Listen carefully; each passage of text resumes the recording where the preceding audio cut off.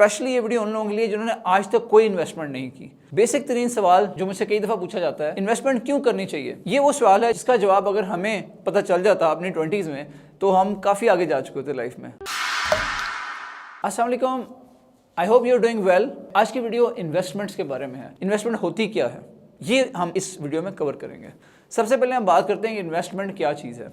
Investment ये होती है कि आपने कुछ अपनी जो सेविंग्स हैं, अपनी जमा पूंजी है, वो अगर अपने साइड पे की हुई है तो आप उसको कुछ देर के लिए उसको किसी प्रोजेक्ट में, किसी बिजनेस में लगा दें और कुछ अरसे के बाद वो आपको एक अच्छा सा प्रॉफिट दे जाए। पौधे की एग्जांपल लेते हैं। आप किसी अपने लॉन में अगर कोई फूल लगाना चाहते हैं या कोई फल लगाना चाहते हैं, सबसे पहला स्टेप क्या होता है? आप बीज लगाते हैं। जब आप बीज लगा देते हैं उसके बाद आपने उसकी गोडी करनी होती है, उसकी केयर करनी होती है, उसके साथ उसको पानी देना होता है। Eventually over a period of time वो एक पौधा निकल आता है उस बीज से और उसके बाद आहिस्ता आहिस्ता रफ्ता रफ्ता पर एक दरख्त बन जाता है। यही एक कॉन्सेप्ट इन्वेस्टमेंट का है कि आपने एक बीज बोना है और ये बीज रफ्ता रफ्ता आपके लिए एक सायादार दरख्त बन जाएगा जो आपको ज़िंदगी में आगे जाके आपके लिए वसाइल प्रोड्यूस करेगा। So that is the basic definition of investment, that it gives you a nice profit और return after a certain period of time. अब हम बात करते हैं कि जो इन्वेस्टमेंट्स हैं इसके अंदर आपने क्या क्या फैक्टर्स हैं जिनको आपने कंसिडर करना होता है। सबसे पहली बात तो ये है कि आपको अपने ऑब्जेक्टिव्स का तयन करना चाहिए, अपने गोल्स का तयन करना चाहिए। आप जो इन्वेस्टमेंट कर रहे हैं वो क्यों कर रहे हैं, और जो इन्वेस्टमेंट की जा रही है आप कितने अरसे के लिए इसको इन्वेस्ट करना चाह रहे हैं। अगर मैं बात करूँ ऑब्जेक्टिव्स की या गोल्स की, तो ये गोल्स हो सकते हैं कि फॉर एग्ज़ाम्पल आपने अपने बच्चों की शादियां करनी है या आपने बच्चों को यूनिवर्सिटी में भेजना है। सो उसके लिए आपको कुछ इनकम जनरेट करनी है। कुछ ऐसे फंड्स जो आपके पास स्पेयर पड़े हुए हैं, सेविंग्स में पड़े हुए हैं, बैंक में पड़े हुए हैं, उनको आपने इंटेलिजेंटली किसी प्रोजेक्ट में, किसी बिजनेस में या किसी तरह की प्रॉपर्टी में इन्वेस्ट करके कुछ ऐसा प्रॉफिट जनरेट करना है जिसके थ्रू आप अपने जो ज़िंदगी के खर्चे हैं वो चला सकें। फॉर एग्जांपल अपने घर को अपग्रेड करना है, या आपने अपने बच्चों की शादियां करनी है, या आपने अपने बच्चों की एजुकेशन के लिए फंड्स जनरेट करने हैं। So these can be your objectives for your investments. So ये चीज़ क्लियर होनी चाहिए कि इन्वेस्टमेंट्स क्यों की जा रही है। इसके साथ साथ इन्वेस्टमेंट का होराइजन बहुत इंपॉर्टेंट है। It's very important to know, क्या आप 6 महीने से 1 साल तक के पीरियड के लिए इन्वेस्ट करना चाह रहे हैं, which is a short term period, और you want to invest for mid term which is around 2 to 3 years period of time, या आप इन्वेस्ट करना चाह रहे हैं लॉन्ग टर्म के लिए, that can be 5 years to 10 years horizon. So have that clarity. जब भी आप किसी भी एक्सपर्ट के साथ अपनी इन्वेस्टमेंट डिस्कस करें, so please let them know your requirements as well as let them know your investment horizon. It's very important. कई बार ऐसा होता है कि आपकी जो इन्वेस्टमेंट होराइजन है अगर आपने क्लियरली कम्युनिकेट नहीं की हुई तो आपके जो इन्वेस्टमेंट एडवाइज़र हैं वो आपको एक ऐसी चीज़ एडवाइज कर देंगे। For example, they can advise your long-term investment, whereas you were only interested in a short-term or a mid-term investment. So be clear about it and be very specific about it. अच्छा, इसके साथ साथ आपने जब objectives और goals का तयन कर लिया, आपने इन्वेस्टमेंट होराइजन का तयन कर लिया, अब आपने ये देखना है कि आपके पास बजट क्या है। बजट आपका वो अमाउंट है जो आपने सेव किया हुआ है, कुछ सेविंग्स हैं आपकी over the period of time जो आपने एक्यूमुलेट की हैं, जो आपके पास बैंक में है। अगर तो वो करंट अकाउंट में है तो you are gaining nothing out of it, but if it's in the savings account तो उस पर आपको कोई इंटरेस्ट मिल रहा होगा, but these interest that the bank gives you is usually minimal. तो इससे बेटर ऑप्शंस होती हैं available in the market for investment. So आपने वो जो अमाउंट है या जो आपके पास फंड्स पड़े हुए हैं, that is what I call the budget. इसको आपने अब देखना है कि आपने इसको कहाँ इन्वेस्ट करना है। अब इन्वेस्टमेंट की स्टेप्स क्या हैं, किन स्टेप्स के थ्रू आप इन्वेस्ट कर सकते हैं। नंबर 1, आप पहले रिसर्च करेंगे। सो द रिसर्च इन्वॉल्व्स क्या क्या मार्केट में ऑप्शंस अवेलेबल हैं। So there are multiple options available. You can either invest in property, you can invest in land, और you can invest by buying a built up house. इसके साथ साथ आप stocks में इन्वेस्ट कर सकते हैं। आजकल तो काफ़ी ज़्यादा नई नई चीज़ें आ रही हैं, जैसे क्रिप्टो में लोग इन्वेस्ट करते हैं, स्टॉक्स में इन्वेस्ट करते हैं, किसी नए बिजनेस में, स्टार्टअप में इन्वेस्ट करते हैं। So there are multiple options available to you. अब आपने इसकी रिसर्च करनी है और आपने देखना है कि आप किस में इंटरेस्टेड हैं। आपको गट फीलिंग आपकी क्या कहती है, किस में आपका इंटरेस्ट ज़्यादा डेवलप हो रहा है। चूज़ दोज इन्वेस्टमेंट्स जिसमें आपका कुछ ना कुछ इंटरेस्ट हो, ताकि आप बाद में इसको फॉलोअप कर सकें।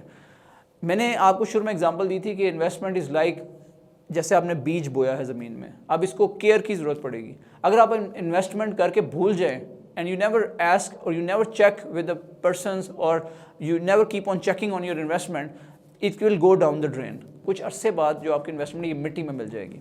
सो बी श्योर अबाउट इट कि ऐसी चीज़ में इन्वेस्ट करें जिसमें आपका इंटरेस्ट हो, ताकि you can keep an eye on your investment and remain vigilant about it. These days there so many scams happening in the market. इसके लिए हमने एक और वीडियो बनाई है जिसका लिंक मैं यहाँ पे शेयर कर रहा हूँ। इस पर आप क्लिक करके you can find out what sort of scams are in the market, ताकि आप उनको अवॉइड कर सकें। You don't want to be stuck in a situation जहाँ पे आप करने गए थे इन्वेस्टमेंट, लेकिन आपने अपने आप को एक स्कैम में फंसाया जिसकी वजह से जो आपकी हार्ड अर्न मनी थी, you have lost everything because of that. So be very cautious about it. इसके साथ साथ अगर बाकी स्टेप्स में हम देखें तो नंबर 1 स्टेप रिसर्च है। इसके बाद आपने टॉक टू द एक्सपर्ट्स जो आपको इन्वेस्टमेंट की एडवाइस दें। So get engage with investment advisers. वो आपको डिफरेंट ऑप्शंस इन्वेस्टमेंट की एडवाइस करेंगे based on your requirements and based on your investment horizon. एक और बहुत इंपॉर्टेंट चीज़, रिस्क ज़रूर कैलकुलेट करें। आपका जो इन्वेस्टमेंट पे रिटर्न या प्रॉफिट होना है, that is directly proportional to your risk appetite. If you have high risk appetite and you are big risk taker, तो आप ऐसी चीज़ों में हाथ डालेंगे जिनमें आपको गेन ज़्यादा हो सकता है, लेकिन उसमें लॉस भी ज़्यादा हो सकता है। सो बी माइंडफुल ऑफ दैट। जो भी कोई इन्वेस्टमेंट होती है इसमें it can go either way, नफ़ा या नुकसान अल्लाह के हाथ में। Keep that in mind. कोई भी आपको गारंटी नहीं कर सकता प्रॉफिट्स की। So don't believe if somebody says कि 100% profit guaranteed, that doesn't work. Stay away from such lucrative but deceptive deals. So let's continue the discussion on risk appetite. अगर आप रिस्क अवर्स हैं, I will give you an example of stocks कि आपको ऐसे stocks में invest करना चाहिए जिन्होंने आपको, कुछ कंपनीज जो स्टॉक्स की होती है ना वो अच्छा डिविडेंड देती हैं साल के एंड पे, लेकिन वो ओवरऑल उनका गेन बहुत ज़्यादा नहीं होता। So they can give you nice dividend ranging from 10% to 25% at the end of the year. These are very good for people who are risk averse and who don't want to take big risks. इसी तरह different stocks ऐसे भी होते हैं जो high risk लोगों के लिए होते हैं। So high risk high gain, low risk low gain. So keep that in mind. Same thing applies in property. So if you invest in a society which is already fully developed, तो उसमें आप जो prices हैं वो already increase हो चुकी हैं और सैचुरेशन पे पहुंच चुकी हैं। ऐसी जगह पे इन्वेस्ट करने से आपको रिस्क तो मिनिमाइज हो जाएगा क्योंकि उसमें काफ़ी ज़्यादा अननोन्स ख़त्म हो चुके हैं और कोई ऐसे हिडन वेरिएबल्स नहीं है, बिकॉज एक सोसाइटी बन गई और लोग वहाँ रह रहे हैं और वहाँ पे आपको एनओसीज भी इन ऑर्डर हैं, everything is in order, the roads have been corporated as well. तो यहाँ पे आपको ज़्यादा प्राइस पे करनी पड़ेगी। So to get that property you need to pay more. So the risk goes low but you have to pay higher. Keep that in mind for property. अच्छा, इसके अलावा प्रॉपर्टी में ऐसी ऑप्शंस भी आती हैं, किसी जो प्रॉपर्टी का डेवलपर है उसने इसको लैंड को 5-6 साल लगा कर डेवलप करना है। अब इस केस में वो बिल्कुल अर्ली है, we don't know how fast they are going to develop the society. इस केस में आप इन्वेस्ट करें तब भी अच्छी तरह रिसर्च करें कि even if you are a high risk taker you need to ensure कि जो सोसाइटी है, जो बिल्डर्स हैं, जो डेवलपर्स हैं सोसाइटी के, they are credible people, they are reliable people, they have a proven successful track record. So ये चीज़ें इंश्योर करके फिर आप ऐसे अर्ली स्टेज प्रोजेक्ट में इन्वेस्ट कर सकते हैं। There is a balance that you can strike कि आप ऐसी जगह पर इन्वेस्ट करें जिसमें मीडियम रिस्क हो और मीडियम ही गेन हो। सो ऐसी प्रॉपर्टीज़ फॉर एग्जांपल जहाँ पे सोसाइटीज़ एनओसीज क्लियर हैं, बन चुकी है, 20-30% उसकी डेवलपमेंट हो चुकी है और बाकी डेवलपमेंट तेज़ी के साथ इन प्रोग्रेस हो। So that is a good location to invest, क्योंकि अभी इसने सैचुरेशन को हिट करने में काफ़ी ज़्यादा मार्जिन है आपके पास। So you can assess it accordingly. So remember that, keep risk calculation in mind. अगर कोई सोसाइटी बन गई है तो वहाँ आपको रिस्क कम होगा लेकिन आपको गेन भी कम होगा। कोई सोसाइटी जो बिल्कुल न्यू है, न्यूली लॉन्च प्रोजेक्ट है, उसमें रिस्क भी काफ़ी ज़्यादा है लेकिन उसमें गेन भी एक्सपेक्टेड होता है काफ़ी ज़्यादा हो। अगर आप म्याना रवि से चलें तो फिर आप ऐसे प्रोजेक्ट में इन्वेस्ट करें जो स्टार्ट हुआ हो, एनओसीज क्लियर हो और जहाँ की लैंड हर चीज़ एक्वायर्ड हो और जो डेवलपमेंट का काम है वो ज़ोरों शोर से हो रहा हो। So invest over there and you will get a decent return over there in a few years time. So that's basically the risk appetite. Lastly, अगर हम बात करें प्रॉपर्टी की इन्वेस्टमेंट्स के ऊपर, so I have given you some examples already. अब इस case में मैं ये कह सकता हूँ कि आप बिल्ट अप हाउसेज में इन्वेस्ट कर सकते हैं, आप प्रोजेक्ट प्लॉट्स में इन्वेस्ट कर सकते हैं, आप अपार्टमेंट्स में इन्वेस्ट कर सकते हैं। आपने अगर अपार्टमेंट्स वर्सेस हाउस में देखना है कि आप किस में इन्वेस्ट करें, what is the better deal for you, check out our video over here, the link is given in this video और इसकी डिस्क्रिप्शन में भी आपको ये इसका लिंक मिल जाएगा।